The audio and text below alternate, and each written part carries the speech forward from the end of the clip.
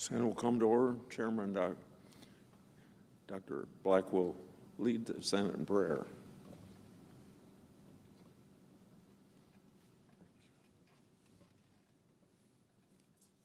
Let us pray. Almighty God, Father of mercy, light, and justice, we acknowledge that we are in your hands. Lord, we ask for your mercy upon this legislative body. Let your Holy Spirit guide them with wisdom, discernment, and courage. Prosper the work you have called them to do, that their decisions may serve the welfare of all people. Strengthen them in times of difficulty and keep them faithful in their responsibilities, inspiring them to protect and defend the Constitution of the United States. May all that is done in this chamber reflect your wisdom, honor, and love. We pray in your righteous name. Amen. Will you please join me in the Pledge of Allegiance? I pledge allegiance to the flag of the United States of America and to the republic for which it stands, one nation under God, indivisible, with liberty and justice for all.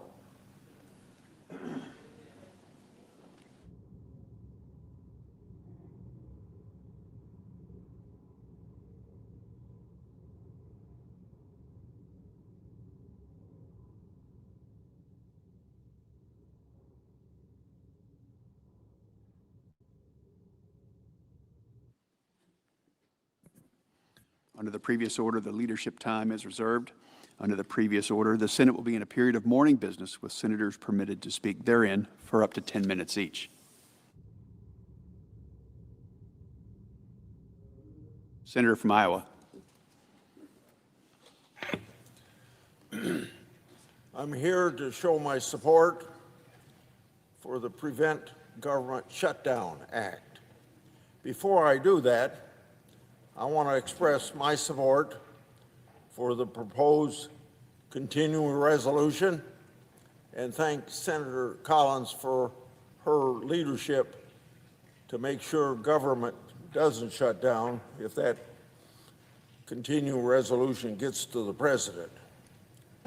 Now, I do prefer passing 12 appropriation bills.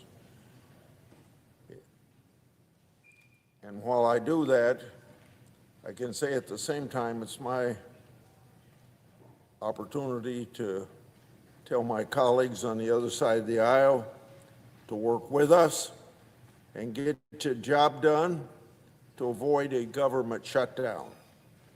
Funding the federal government is a core responsibility of Congress. The fiscal year begins October 1st each year.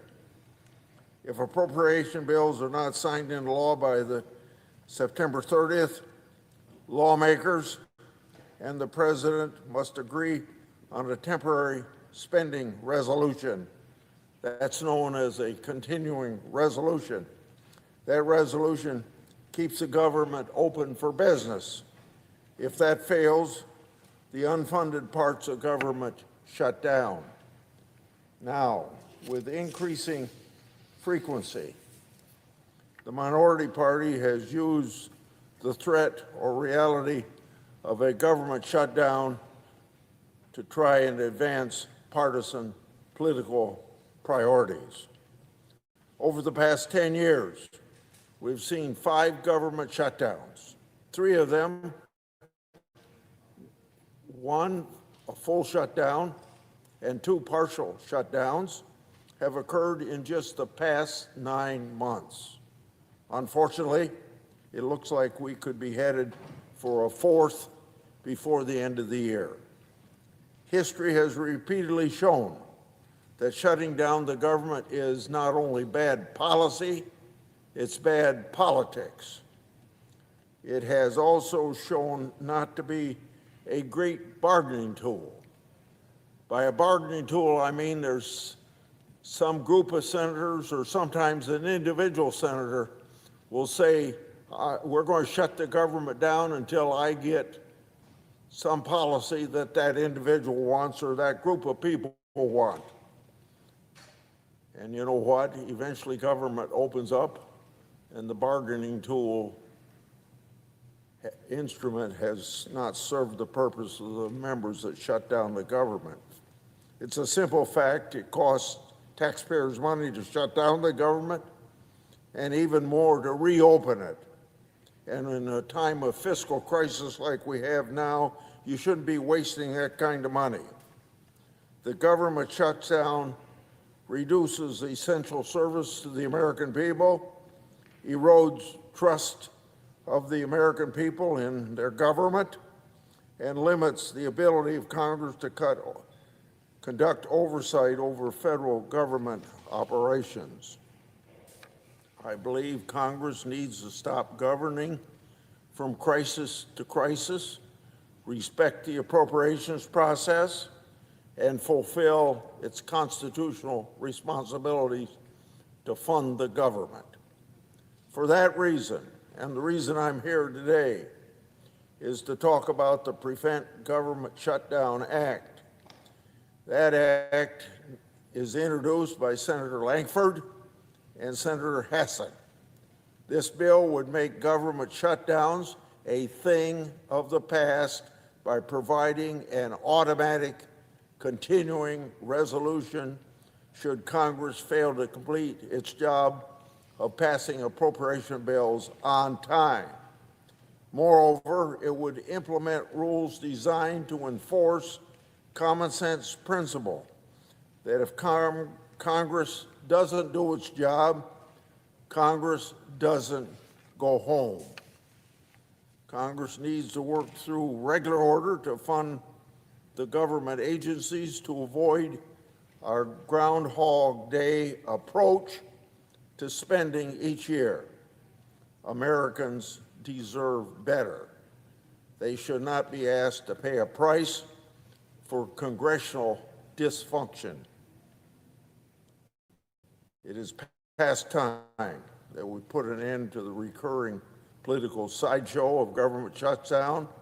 So that's why I say let's enact the Prevent Government Shutdown Act by Senator Lankford and Senator Hassan. I yield the floor and suggest the absence of a quorum. Clerk will call the roll. Ms. Alsobrooks.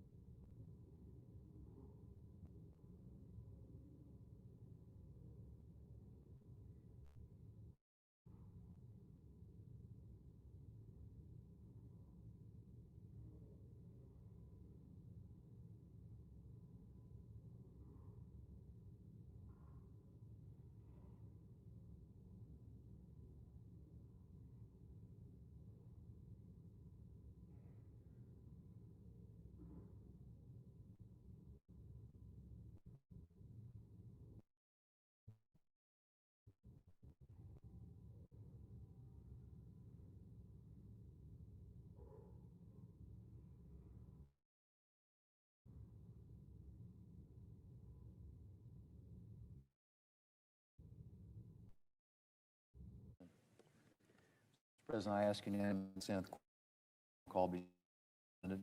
It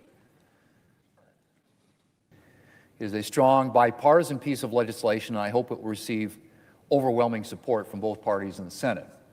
I'm deeply grateful to Appropriations Chair Collins for her work to produce this legislation in consultation with members of both parties.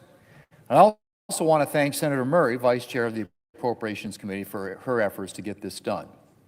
I look forward to passing this bill in the next few days. Mr. President, this week we will move our fifth block of civilian nominees, which includes 74 well-qualified individuals. By the end of the week, we will have cleared 95% of the civilian nominees who are eligible for floor consideration. 95%. At this same point in President Trump's first term, there were 155 unconfirmed nominees on the calendar. This year, that number is on track to be about 10. It's the best confirmation track record in a quarter century. As I said, we will have confirmed 95% of the civilian nominees available for confirmation, meaning that we're doing better at this point than we were during President Obama's first term, President Trump's first term, or President Biden's. It didn't always look like we'd be able to achieve this, Mr. President. From the very beginning of his second term, Democrats met President Trump's nominees with a historic level of obstruction. And when I say historic, I do mean historic. Up until extremely recently, President Trump was the only president on record, the only president on record not to have had any civilian nominees approved by unanimous consent or voice vote. Mr. President, that used to be the standard way of approving these nominations. During President George H.W. Bush's 4 years in office and President Clinton's first 4 years, both presidents had 98% of their civilian nominees. 98%, Mr. President, confirmed through unanimous consent or voice vote. President George W. Bush and President Obama both had 90%. And then we get to President Trump's first administration. Democrats introduced an unprecedented new level of partisanship into the historically bipartisan confirmation process, forcing time-consuming votes on civilian nominees who would once have gone by unanimous consent or by voice vote. But despite this, Mr. President, despite this new level of partisanship, both President Trump in his first term and President Biden had more than half of their nominees confirmed by unanimous consent or voice vote. And then we get to President Trump's current administration. As I said, until recently, he had not had one single nominee confirmed by unanimous consent or voice vote. Zero.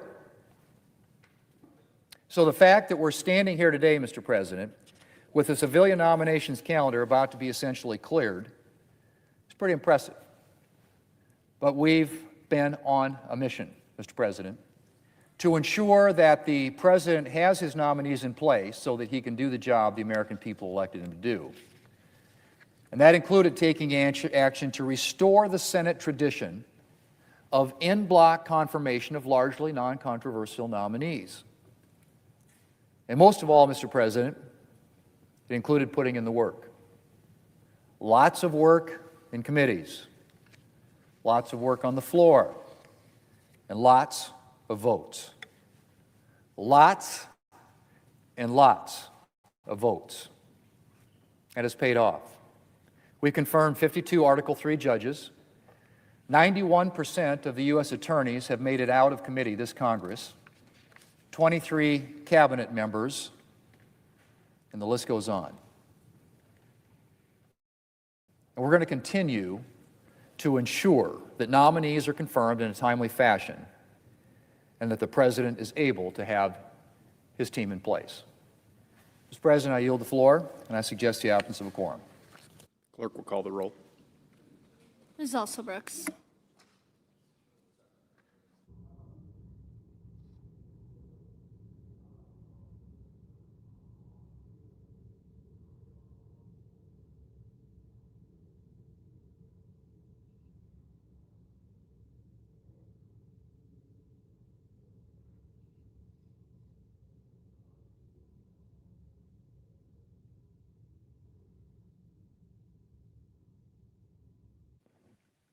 Back in the quorum call, right? Mr. President, Majority Leader, I ask unanimous consent the quorum call be suspended, without objection. and I move to proceed to executive session to consider calendar number 910.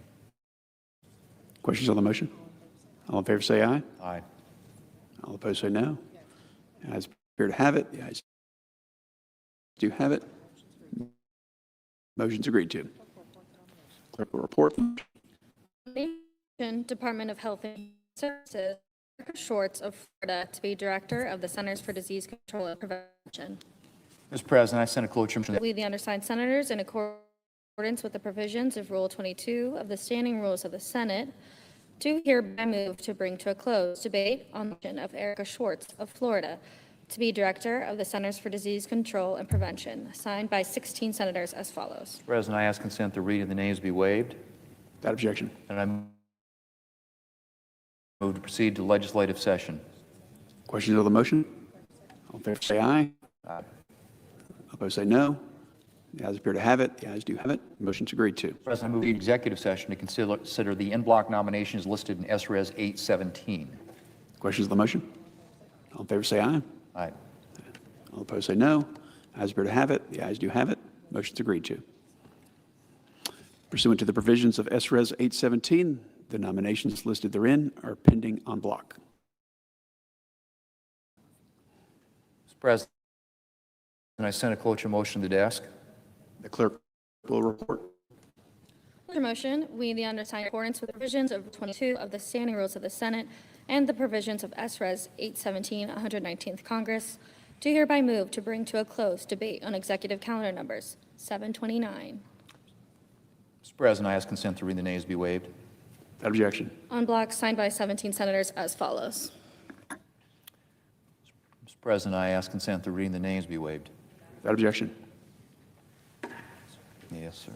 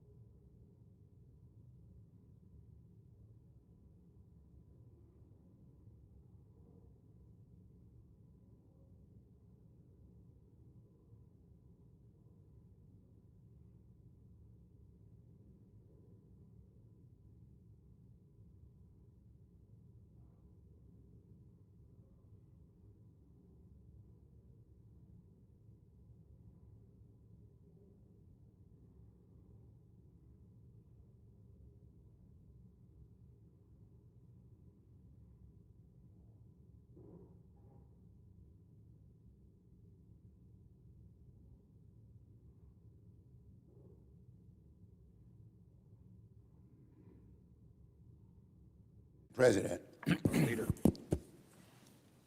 Mr. President,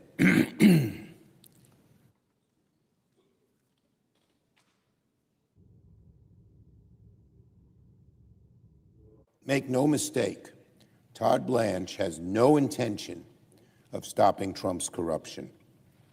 He spent his career enabling it.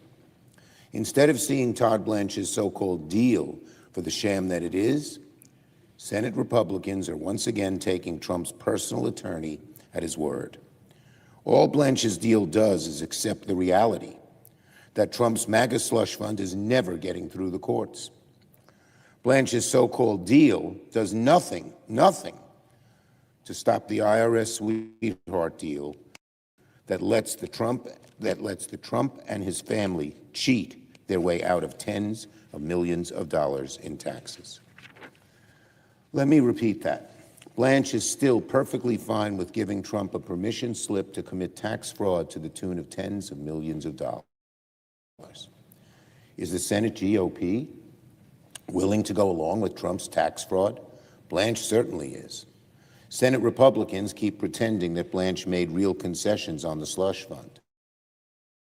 The truth is, he just gave up a fight he had already lost in court. There's no guardrail preventing Blanche from using taxpayer cash payouts to violent January 6th insurrectionists, MAGA billionaires, and the Trump family. Trump even high intention to resurrect MAGA cash rewards program. Just last night, quote, PC reimbursement for the pain that January 6 insurrectionists suffered. Where's the reimbursement for the economic pain Trump has inflicted on the American people with his rampant corruption, his disastrous agenda? No one wants this slush fund other than Trump and his cronies. There's never been a more clear-cut case of self-dealing in American history. Trump sued himself, settled with himself, and then gave himself tax immunity for life and $2 billion to either pocket, in his own pocket from the federal treasury, or pass out to bad people, all at the taxpayer's expense. Senate Republicans, if you truly care about ending this corruption, then work with us to ban it by law. Don't put the architect of Trump's grifts in charge of the Department of Justice. Now on the pardons bill. Justice is supposed to be blind. Under Donald Trump, justice is for sale. Today I'm introducing legislation with Senators Blumenthal, Hirono, Cortez Masto, and Schiff to stop Trump from abusing his pardon power for personal gain. Our No Payoff for Pardons Act will expose, deter, and prosecute corrupt pardons. Trump sees his pardon power as just another opportunity for grift, for graft, for personal profit. The only thing Trump cares about when granting clemency is how much money you have and where your loyalties lie. Trump has wiped out the slate clean for thousands of January 6 insurrectionists, Medicare fraudsters, white-collar criminals, and the other crooks convicted of swindling the American people. The American people always pay the price for Trump's corruption. Pardons are no exception. Trump's pardons have wiped out nearly $2 billion in repayments owed to the victims of these crimes, and it's the same old grift. Trump picks the pocket of law-abiding Americans to enrich criminals, his cronies, himself. In Trump's America, if you have enough money, or if you have the president's ear, then you're above the law. Our bill reaffirms that federal bribery laws apply to the president and that trying to buy your way out of a prison cell is a crime itself. Our legislation would also require anyone who receives a pardon to disclose financial gifts they made in connection with their clemency. We need to bring these corrupt pardons out of the shadows and into the light so that we can stop them once and for all. Finally, on the CR, Senate Democrats have been crystal clear. We want to fund the government, avoid a shutdown, and pass strong bipartisan appropriations bills that deliver for the American people. The CR released yesterday is a responsible pathway to do just that. The bill allows us to continue negotiating a budget that won't leave working families behind. I applaud Senator Murray for her tireless work and her success in preventing Trump's dangerous efforts to politicize federal grants from taking effect as we fight to block it altogether. Throughout these negotiations, Senate Democrats are fighting for the American people. We will continue fighting for a budget that helps Americans get ahead and thwarts Trump's corrupt, costly, and chaotic agenda that is stretching Americans thin. I yield the floor in the absence of a quorum. The clerk will call the roll. It's also Brooks.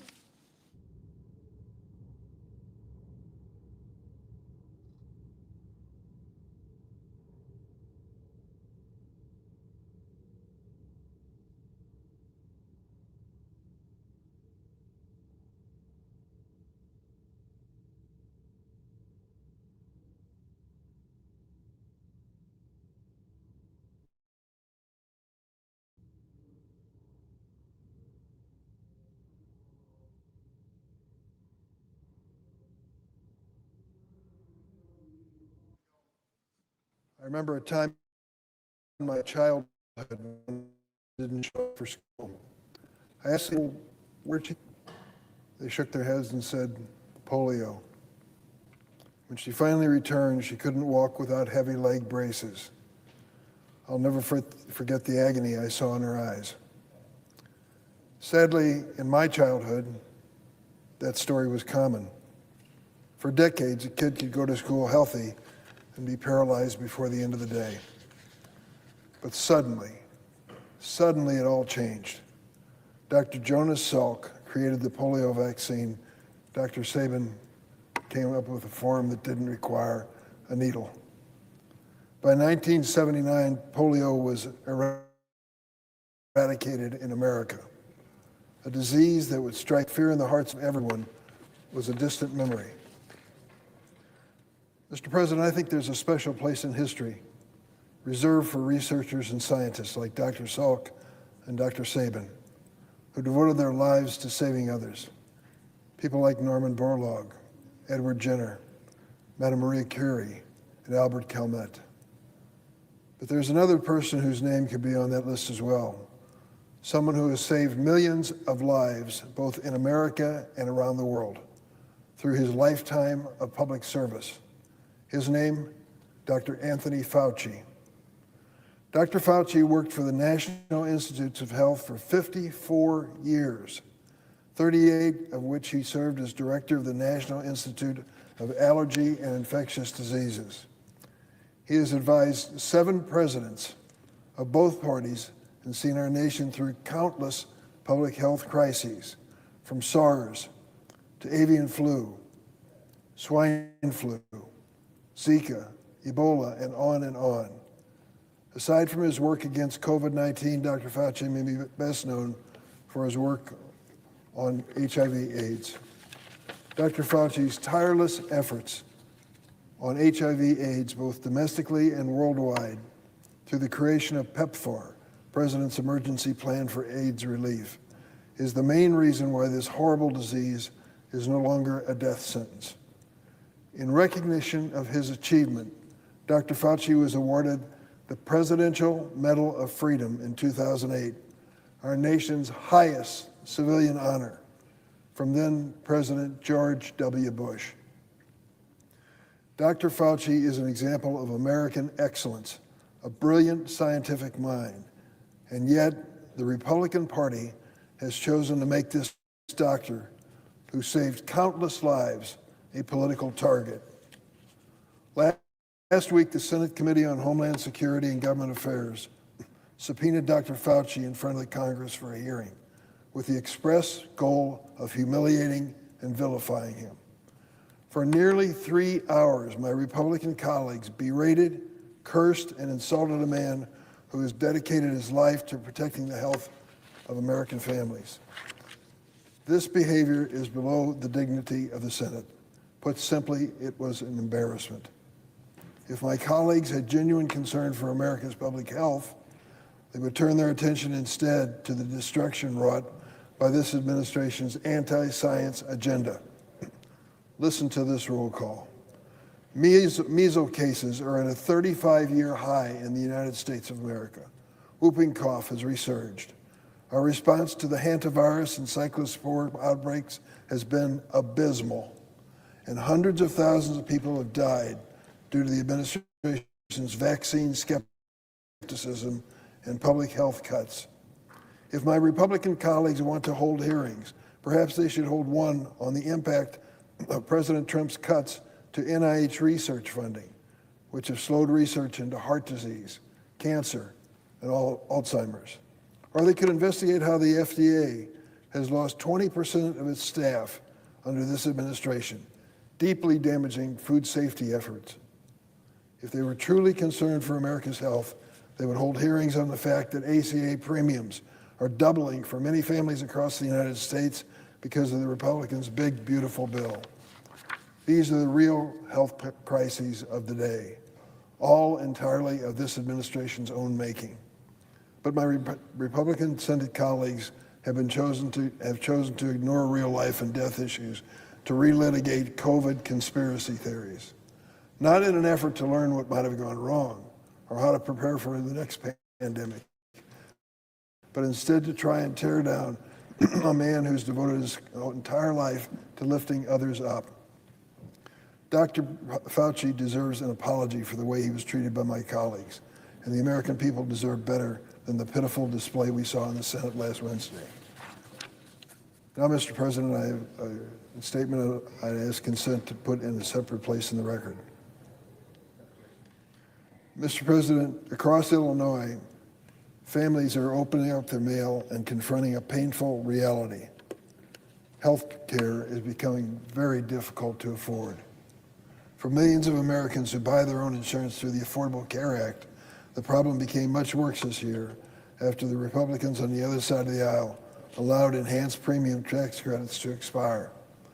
These credits help working families afford coverage, especially people who do not get health insurance through their employer, including small business owners, independent contractors, and farmers. The average monthly premium for people buying coverage for the ACA Marketplace health insurance increased by 58% this year alone. And many Americans have been forced to switch to plans with higher deductibles just to keep their monthly premium within reach. Others have dropped health insurance altogether. ACA enrollment in my state dropped by 15% because premium costs pushed my constituents out. For farmers, this healthcare affordability crisis is particularly painful. Farming is not a 9-to-5 job with a benefits package. Many farmers are self-employed. At the same time, President Trump's war in Iran and reckless tariffs, a version of which he reinstated last week after the Supreme Court struck down his batch of effort, are squeezing American farmers and farmers in Illinois. The cost of diesel fuel, fertilizer, and equipment have all skyrocketed. Health insurance is added to the list. National Public Radio in Illinois recently told the story of Ben and Paula Steffen, lifelong farmers in Nebraska. Last year, they paid $13,000 annually for health insurance after receiving support from Obamacare, ACA's enhanced premium tax credit. This year, after congressional Republicans refused to extend those tax credits, the Steffens can expect to pay $32,000 annually for coverage, more than double the $13,000 they paid last year. They moved to one of the cheapest plans available. It still carries a $7,200 deductible. It's not just the Steffens in Nebraska. I heard directly from farmers in Illinois who report the same or similar health insurance price hikes. And as a farmer from McLean County, himself and his family and their daughter. Each family is healthy, but their health insurance now costs $1,458 each month. That's nearly $17,000. He told me, quote, "Health care is drowning me." He went on, "That's crushing me. Something has to change." Think about it. A farmer working to support his family and feed this country is paying almost $17,500 a year just to keep his family insured. Yet instead of lowering these costs, President Trump and congressional Republicans have spent the past year making the problem worse. They allowed AC's enhanced premium tax credits to expire, despite repeated warnings about what it meant for families. And they slashed $1 trillion from the program called Medicaid. That's a program which is critically important. Think about this for a moment. Everything in my state is paid for by Medicaid.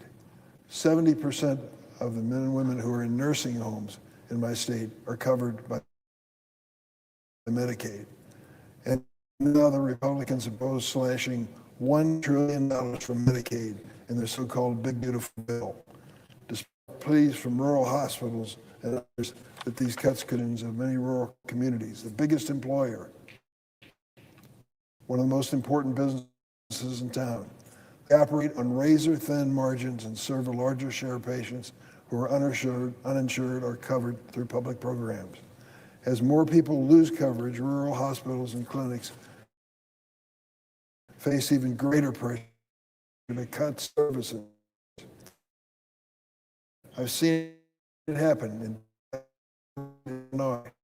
Hospitals and houses that they're no longer going to provide OB/GYN services. For a hospital or a local clinic, a maternity ward or emergency department can literally be a matter of life or death. Instead of building grand ballrooms on the White House, outfitting new aircraft as Air Force One, and starting an unnecessary war with Iran, the president should be focused on what matters most to Americans, bringing down the cost of living. We should immediately restore the enhanced premium tax credits that coverage affordable and protect Medicaid in the rural hospitals that communities depend on. We should also be working together to lower healthcare costs, not forcing farm families or other families like Ben's to shoulder thousands more in cost each year. Ben told me, quote, "Something has to change." He's right. In less than 100 days, he'll have his chance to speak as an American about the future and whether we can put up with what we've seen so far. Senate Democrats will keep fighting to make quality health care more affordable and accessible for all, including the farmers, rural communities, and working families across Illinois and America. Mr. President, I yield the floor.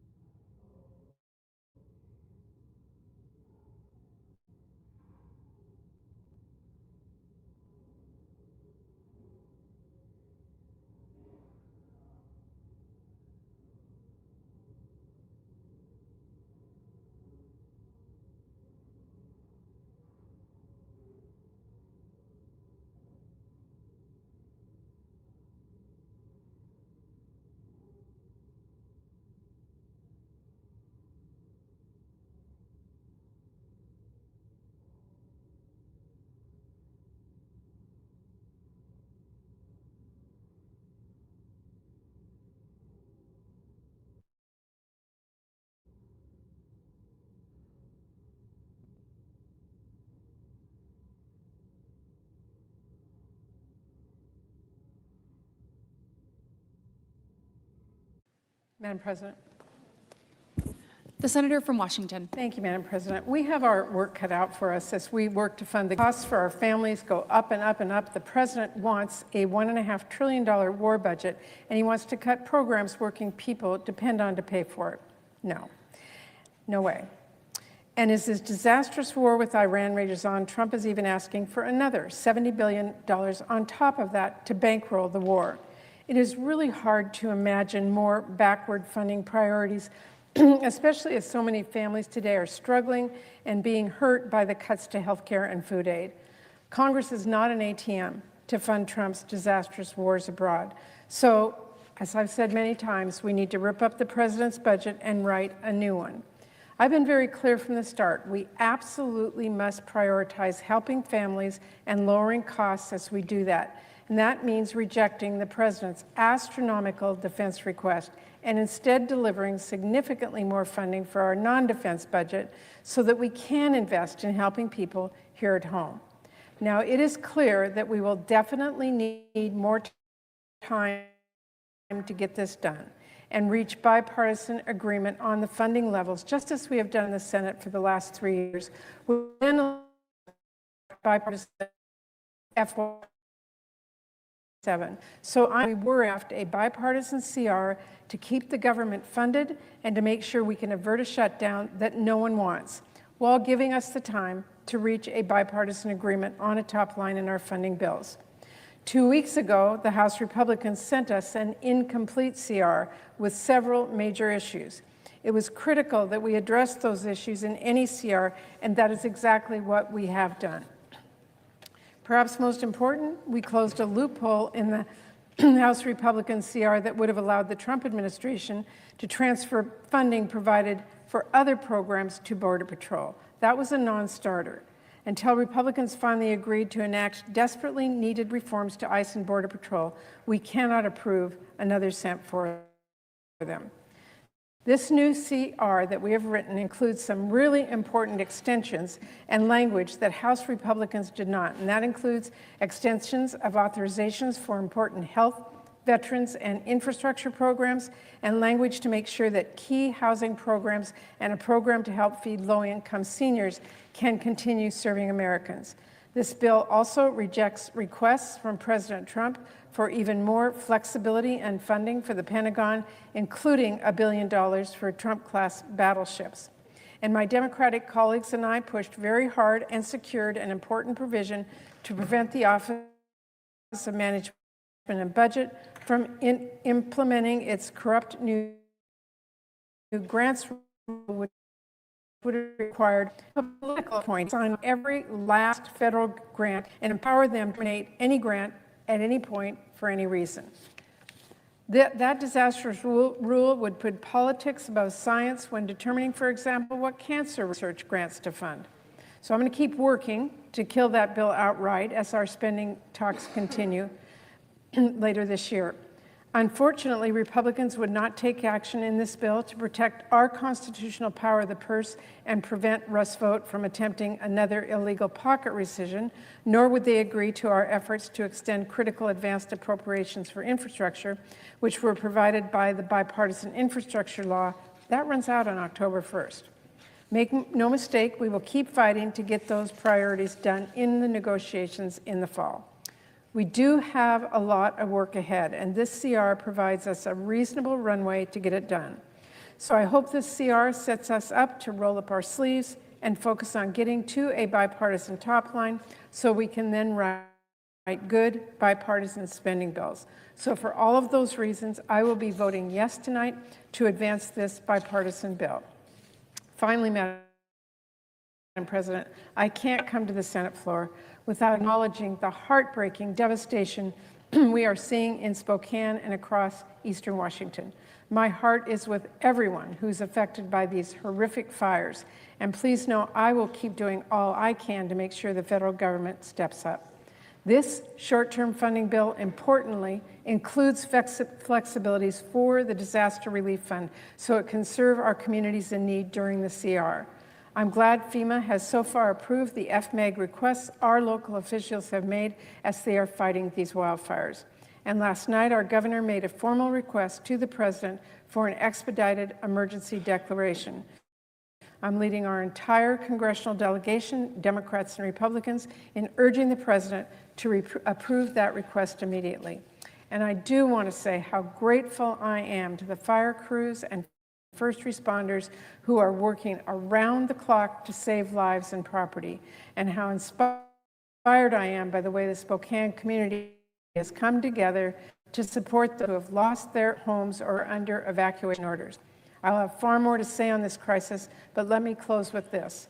As the Vice Chair of the Appropriations Committee and a voice for Spokane here in the United States Senate, I will do everything in Eastern Washington gets every cent they need to fight these horrific fires and to rebuild and recover over the long term. Thank you, Madam President. I yield the floor.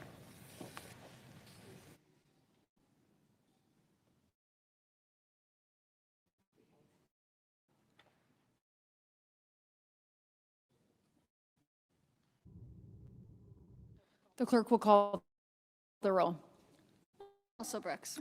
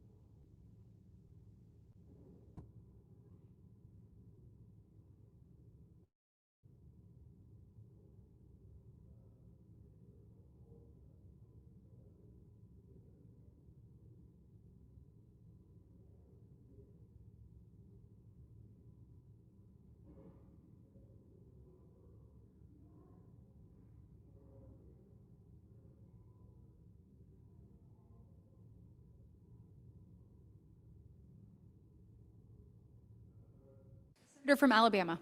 I'd like to officiate the quorum. Without objection. I ask unanimous consent to waive the mandatory quorum call with respect to the cloture motion on the motion to proceed to H.R. 6500. Without objection. The clerk will report the motion to invoke cloture. Cloture motion, we, the undersigned senators, in accordance with the provisions of Rule 22 of the Standing Rules of the Senate, do hereby move to bring to a close debate on the motion to proceed to calendar number 320, H.R. 6500, an act to extend duty-free treatment provided with respect to imports from certain countries in Africa under the African Growth and Opportunity Act to extend custom user fees and for other purposes, signed by 17 senators. Under the previous order, the mandatory quorum call under Rule 22 has been waived. The question is it the sense of the Senate that a debate on the motion to proceed to H.R. 6500, an act to extend duty-free treatment provided with respect to imports from certain countries in Africa under the African Growth and Opportunity Act to extend custom user fees and for other purposes shall be brought to a close? The yeas and nays are mandatory under the rule. Call the roll. Ms. Also Brooks, Mr. Armstrong, Ms. Baldwin, Mr. Banks, Mr. Barrasso, Mr. Bennett, Mrs. Blackburn, Mr. Blumenthal, Ms. Blunt Rochester, Mr. Booker, Mr. Bozeman, Mrs. Brett. Aye.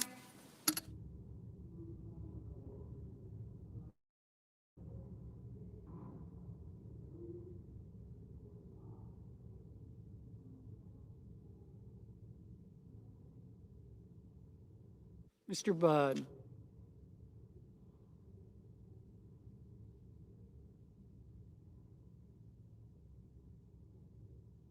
Ms. Cantwell.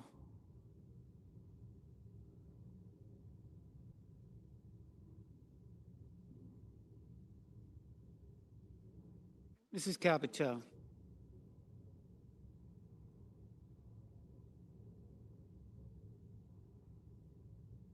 Mr. Cassidy. Ms. Collins.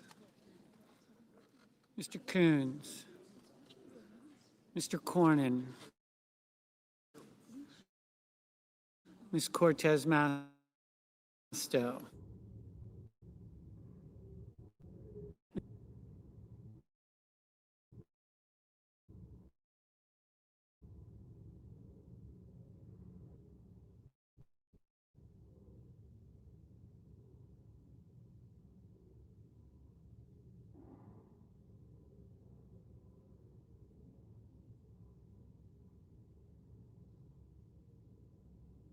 Mr. Kramer.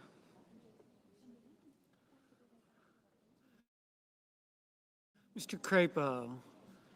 Mr. Cruz.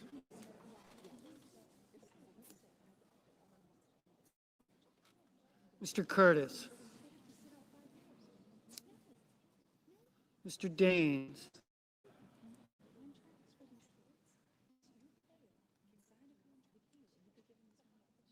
Ms. Duckworth.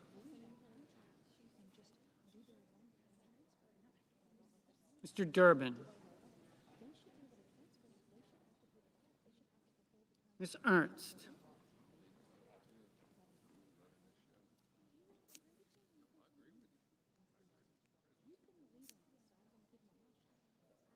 Mr. Betterman.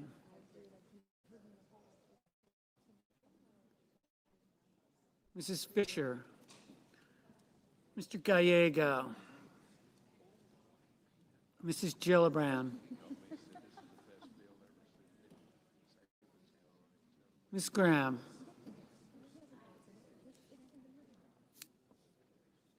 Mr. Grassley.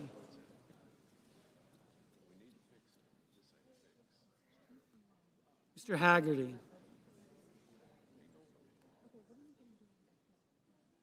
Ms. Hassan.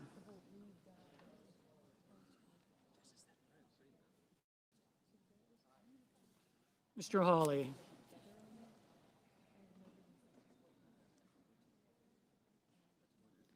Mr. Heinrich.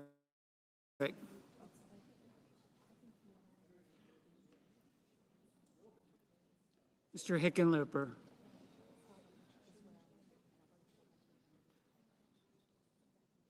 Mr. Rono. Mr. Hoven.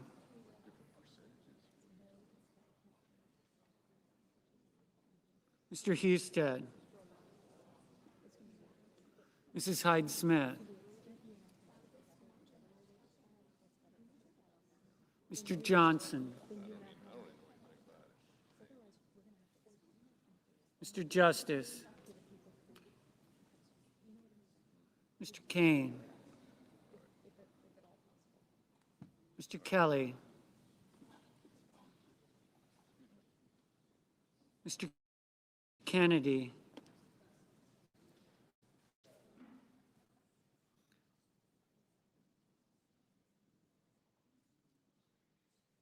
Mr. Kim.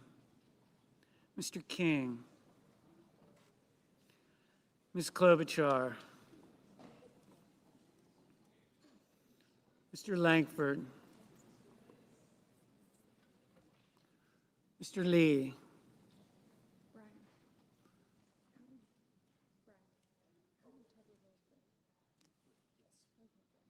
Mr. Lujan. Ms. Lamas. Mr. Markey.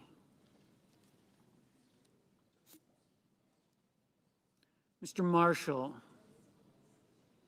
Mr. McConnell. Mr. McCormick. Mr. Merkley. Mrs. Moody. Mr. Moran.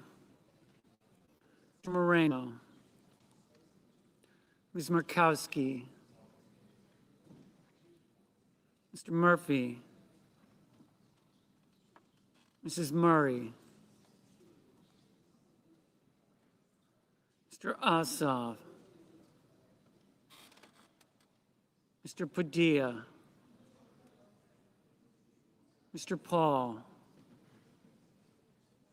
Mr. Peters,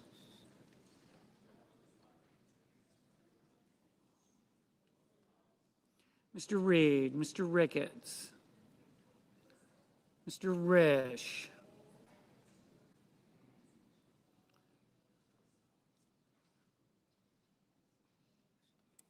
Ms. Rosen,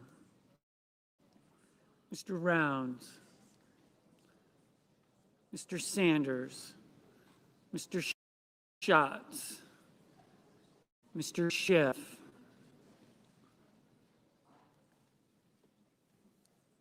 Mr. Schmidt,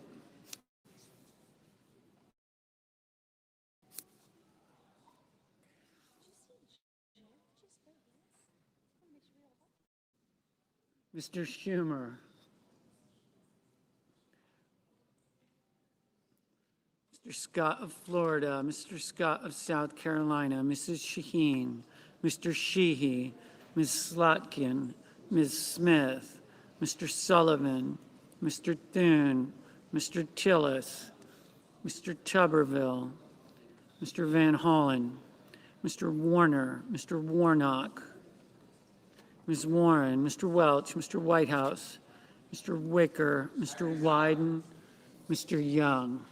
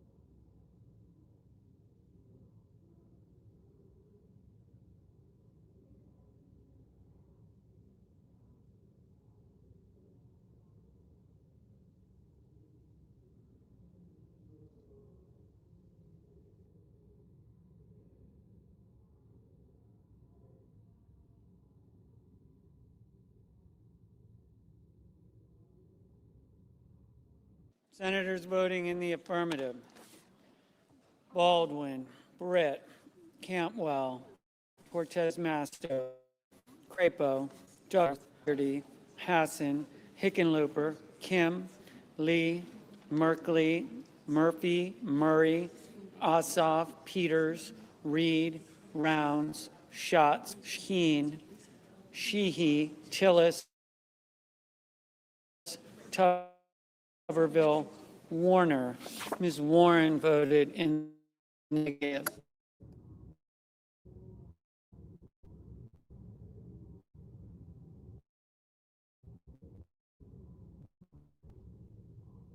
Mr. Kramer, aye.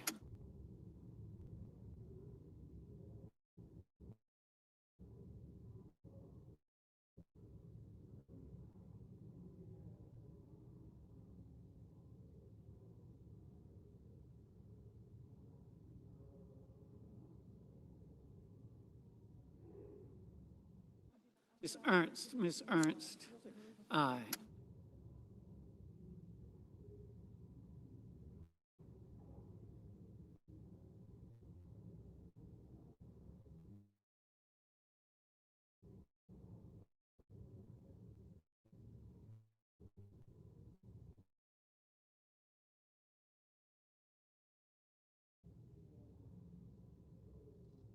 Mr. Durbin, aye.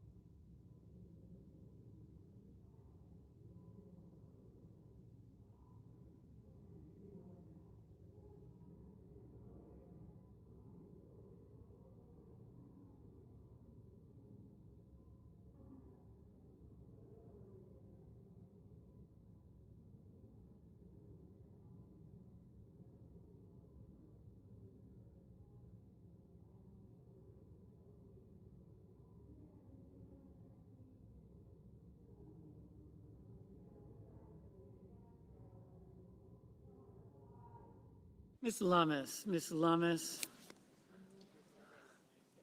aye.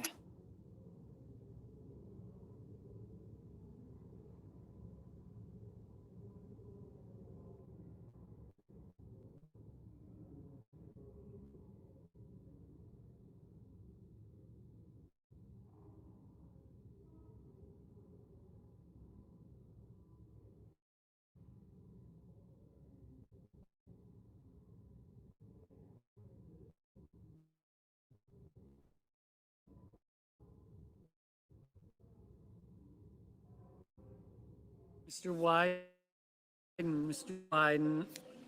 aye. Ms. Klobuchar, aye.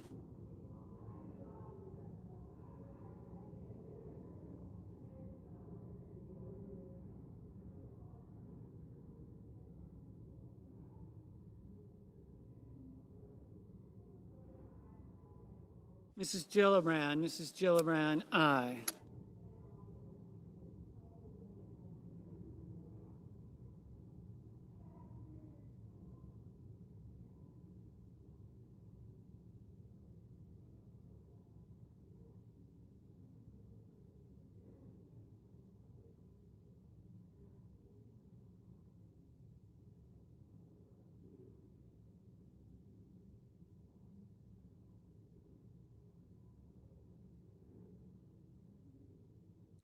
Mr. Marshall, aye.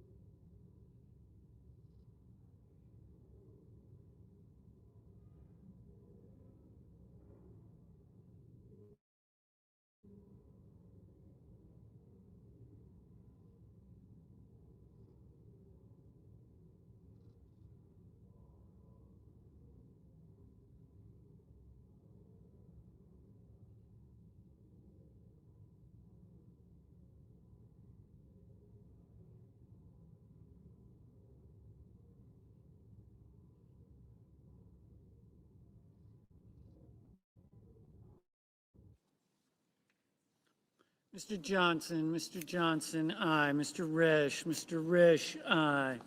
Mr. McCormick, aye. Ms. Smith, aye.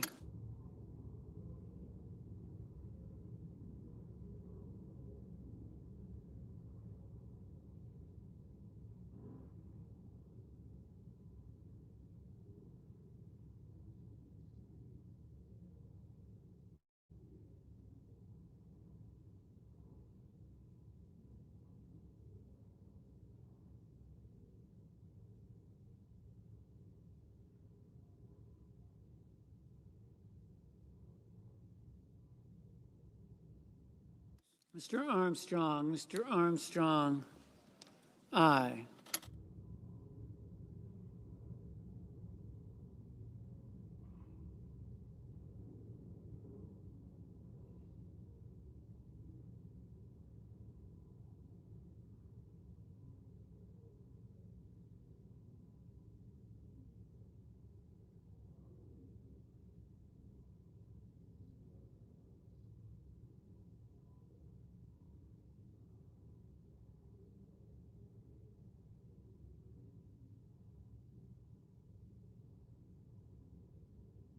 Mrs. Hyde Smith,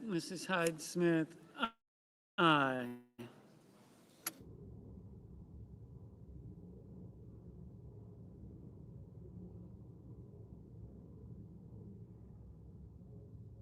Mr. Ricketts, aye.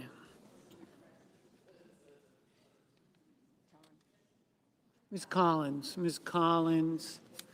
aye. Mrs. Capito, aye. Mr. Barrasso, aye.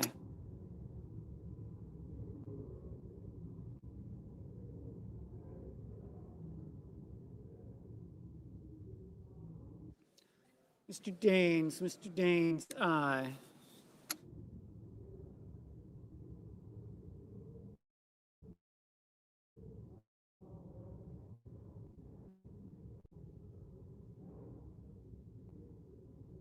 Mr. Scott of Florida, aye. Mr. Grassley, aye. Mr. Wicker, aye. Mr. Van Hollen, aye. Mr. Cotton, aye.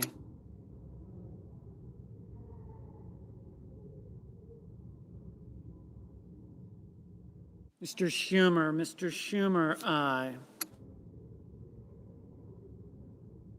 Mr. Banks, aye.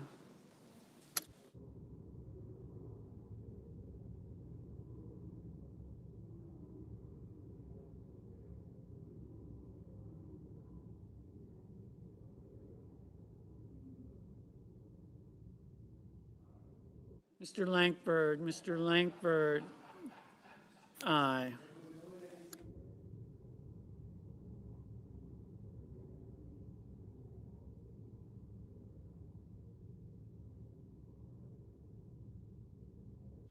Mrs. Moody, aye.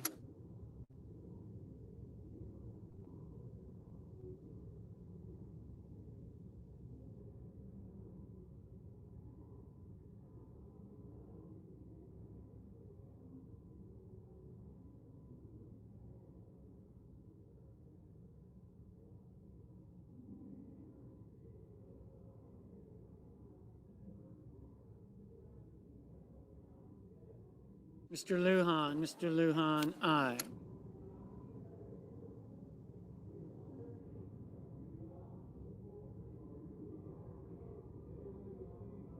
Mr. Hawley,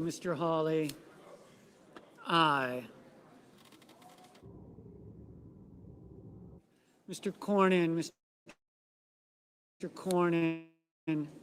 aye. Mr. Schmidt, aye.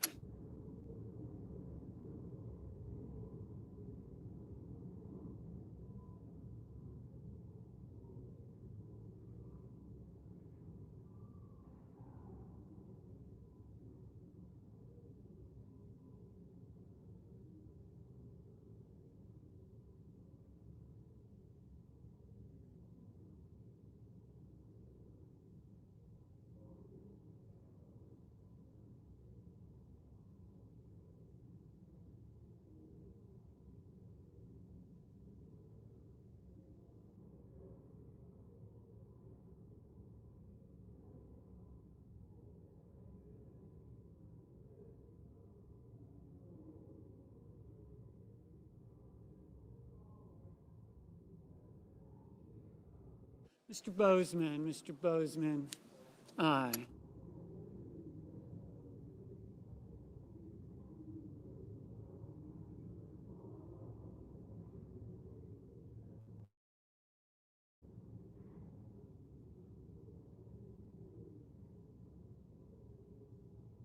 Mr. Scott of South Carolina, aye. Mr. Budd, aye.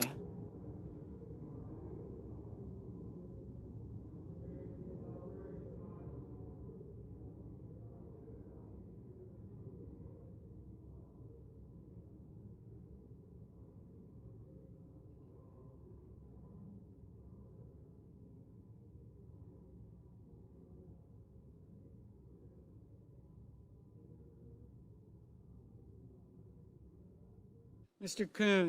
Coons, aye.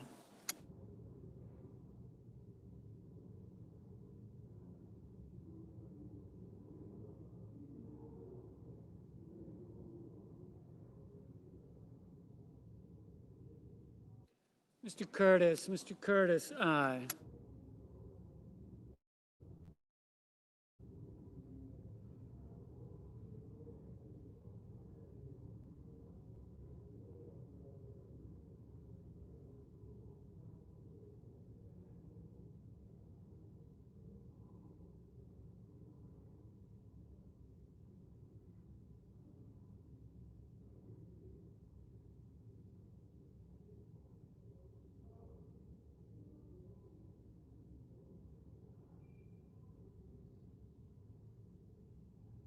Mr. Fetterman, aye.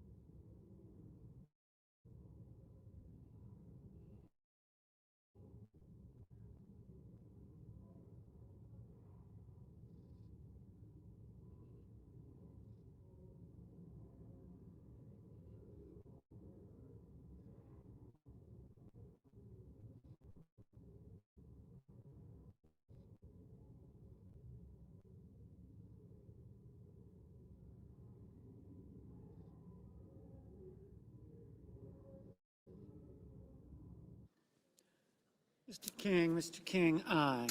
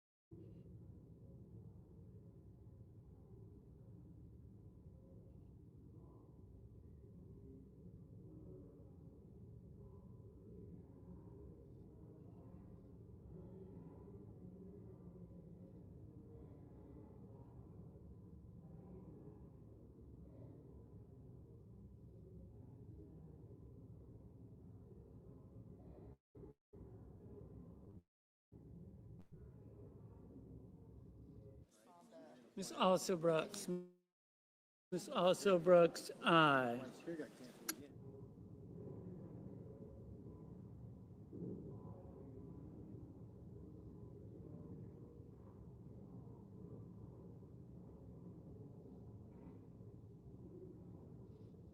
Mr. Bennett, aye.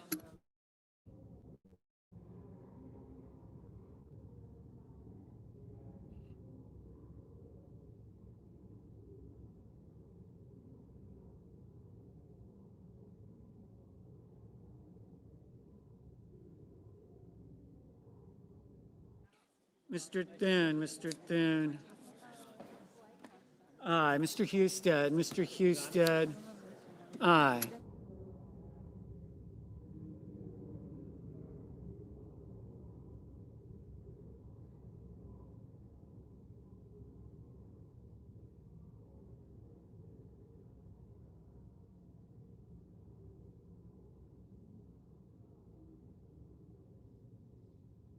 Mr. Gallego, aye.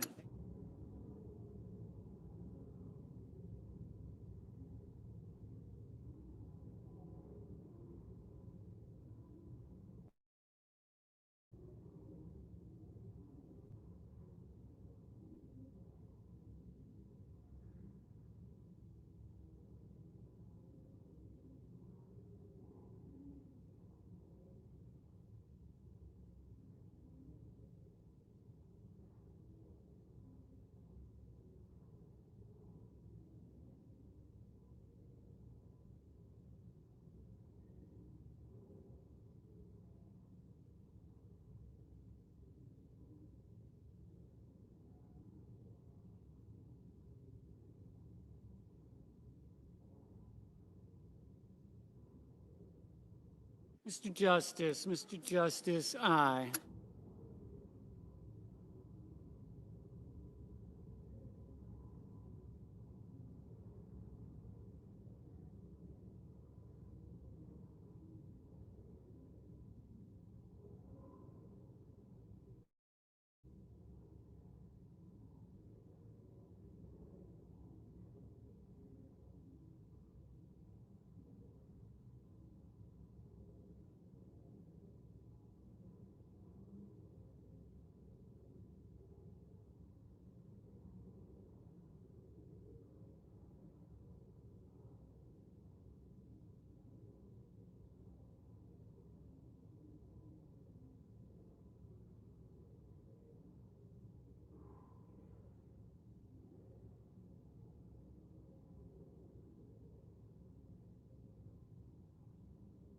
Ms. Hirono, aye.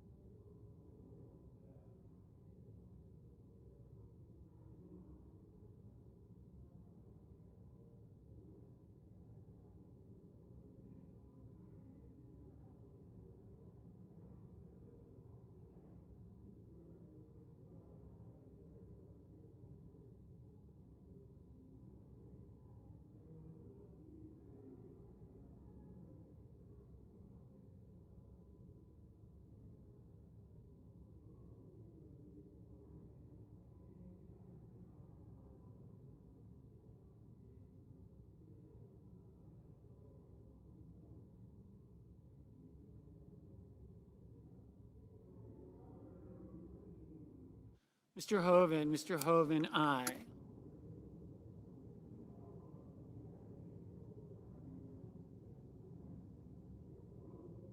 Mrs. Fisher, aye.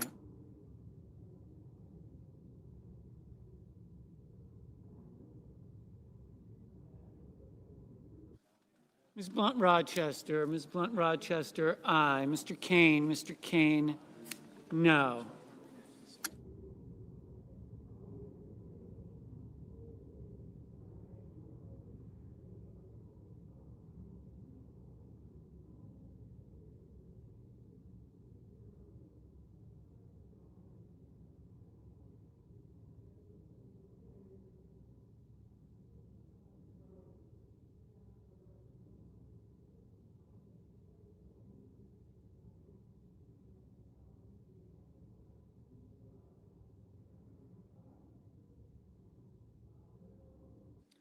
Mr.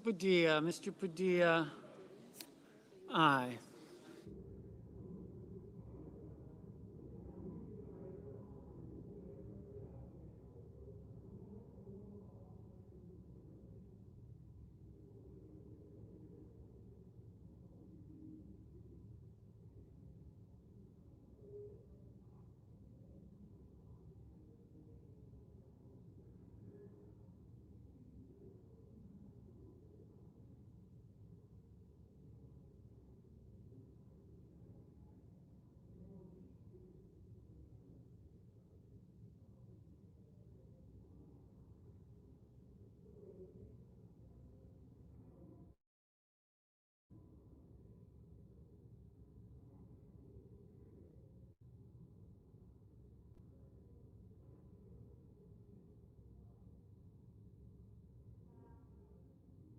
Mr. Heinrich, aye.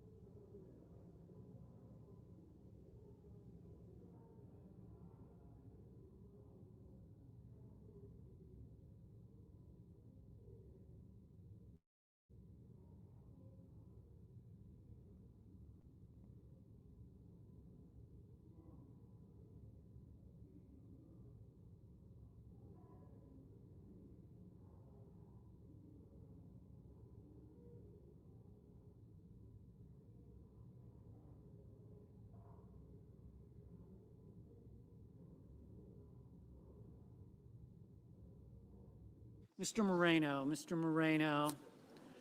aye.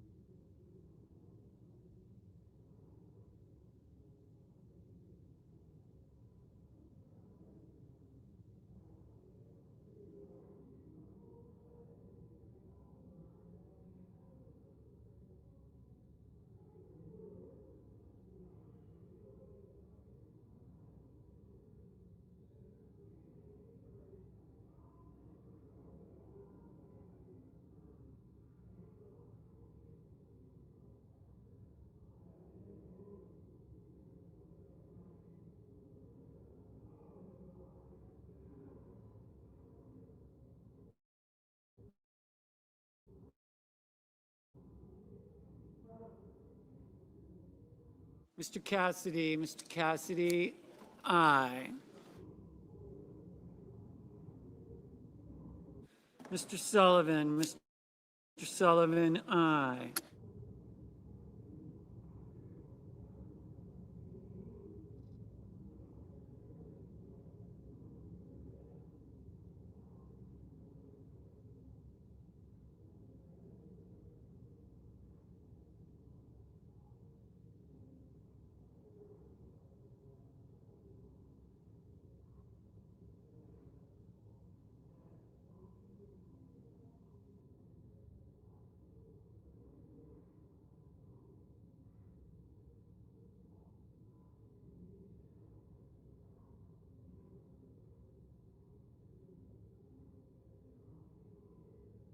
Mr. Cruz, aye.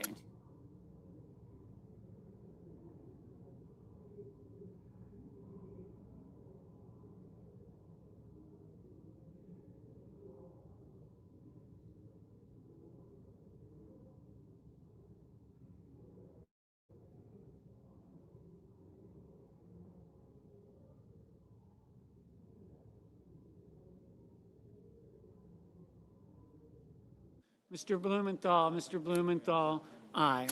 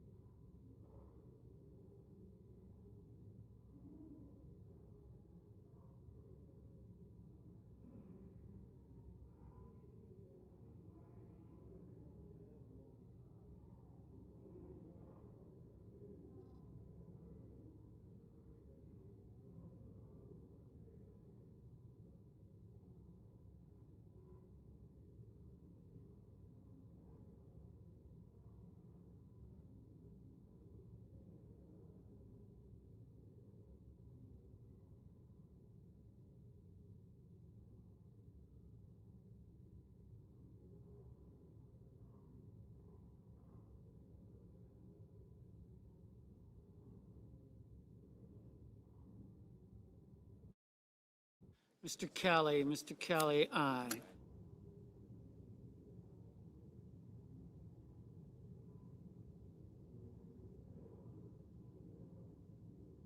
Mr. Young, aye.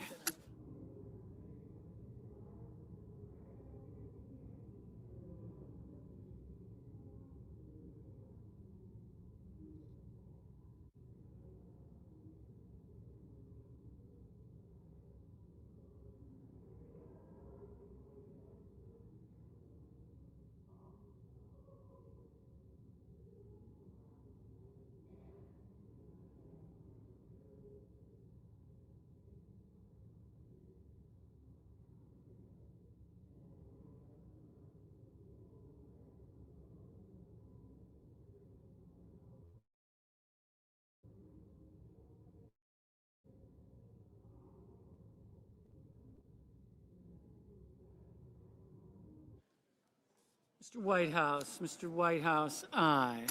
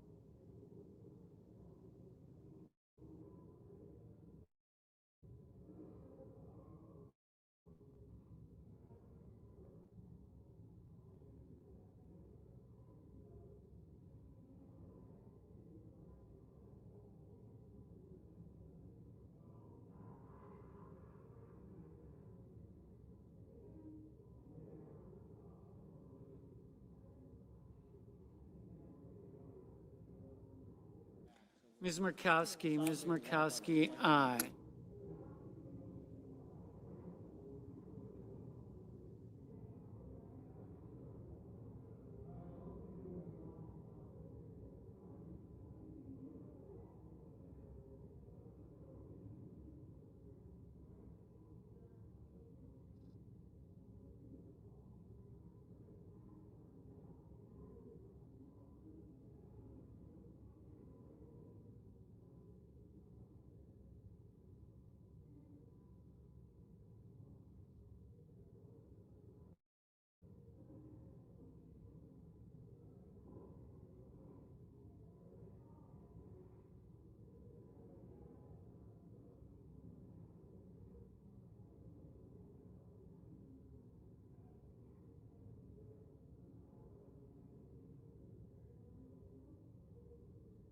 Mr. Shep, aye.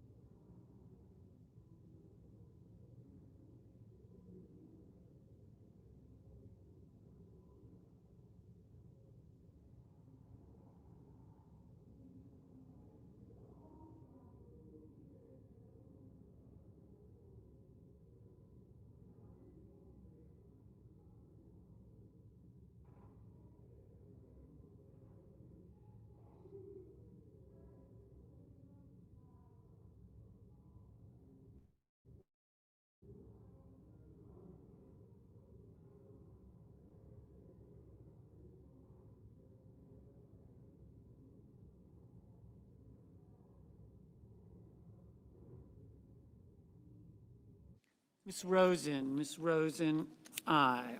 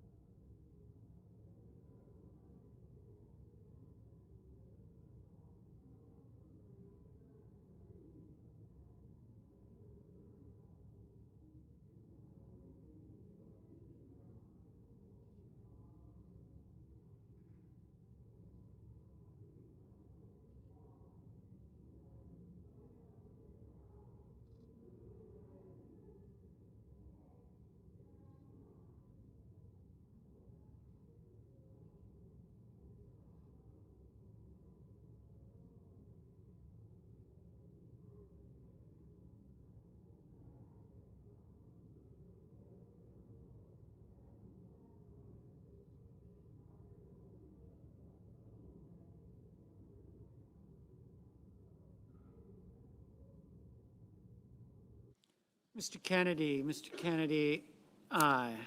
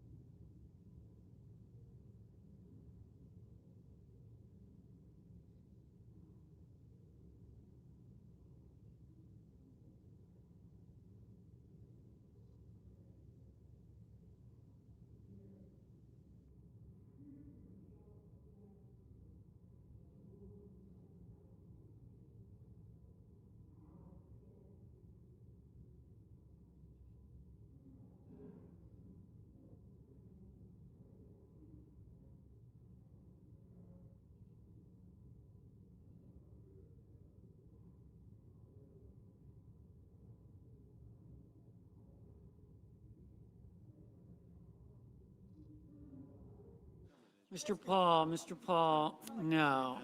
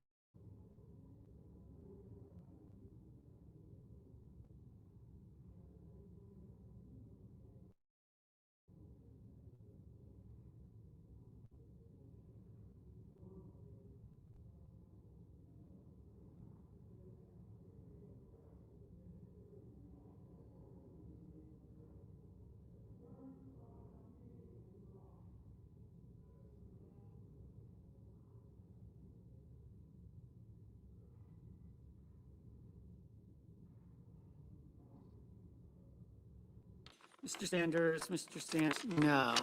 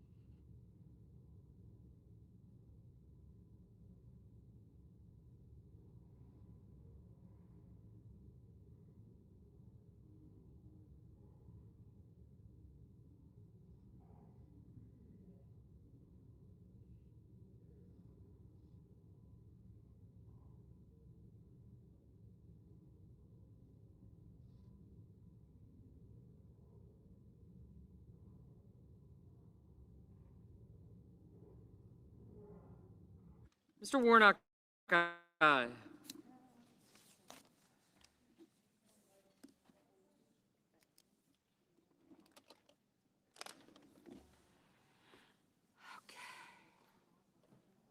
Ms. Graham. Oop.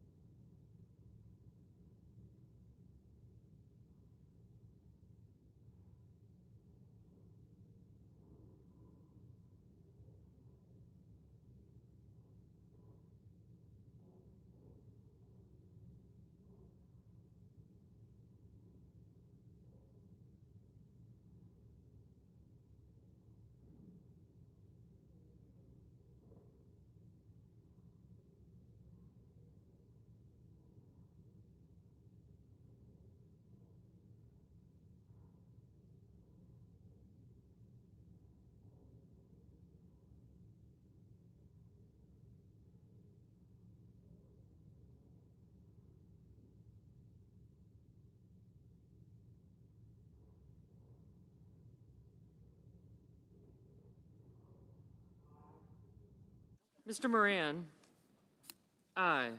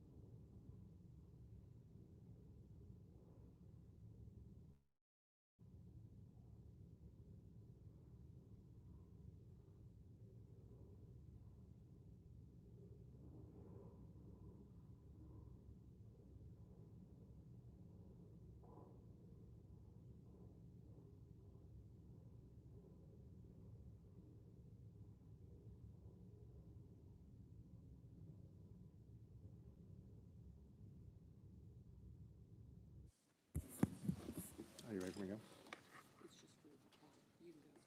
Okay.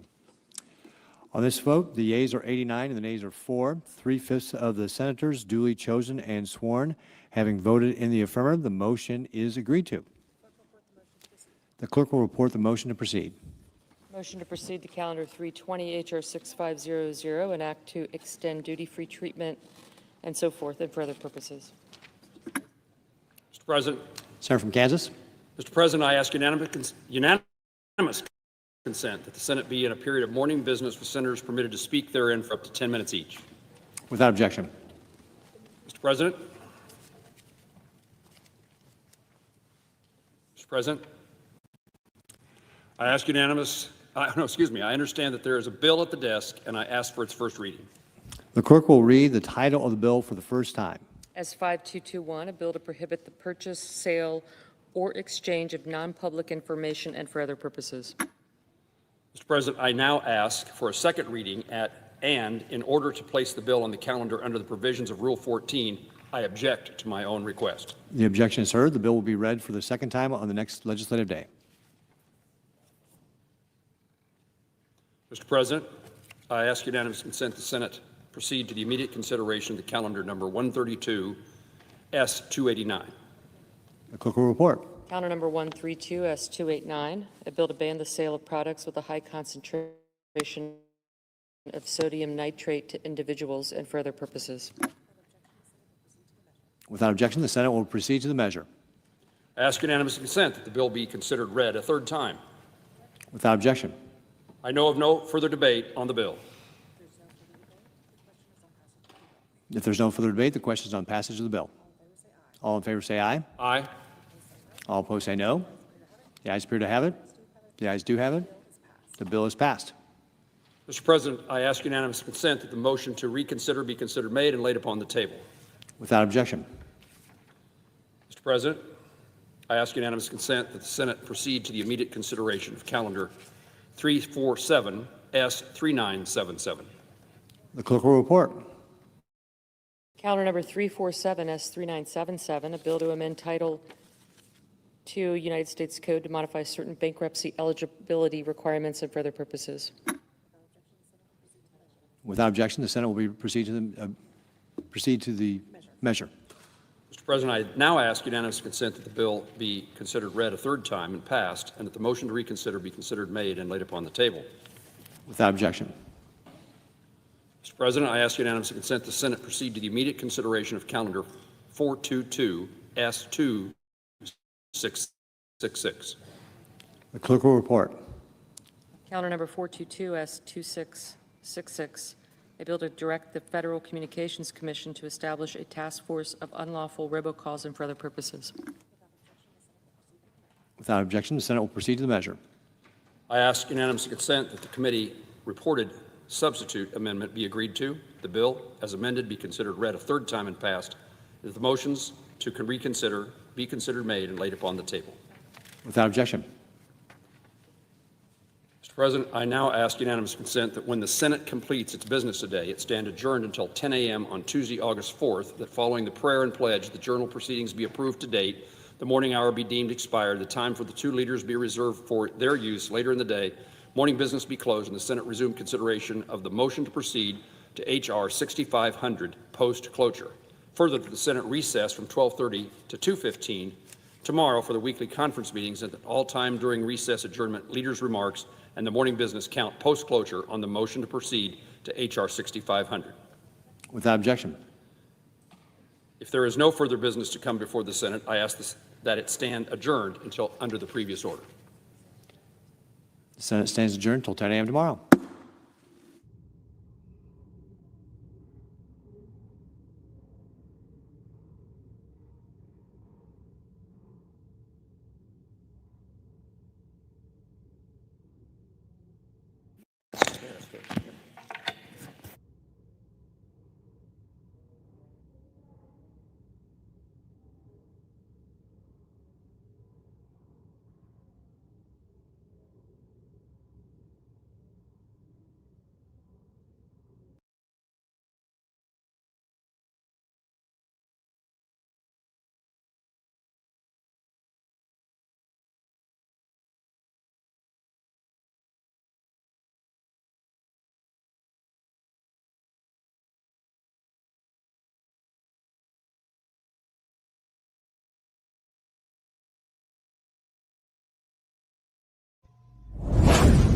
Enjoy more of our videos on the Community Advocate Network channel, and don't forget to like, share, and subscribe. If you would like to advertise your service, special announcement, or event, you may contact us at the Community Advocate Network at gmail.com. For community resources and services, exclusive articles, and video content, join our private community on Patreon. Link is in the bio.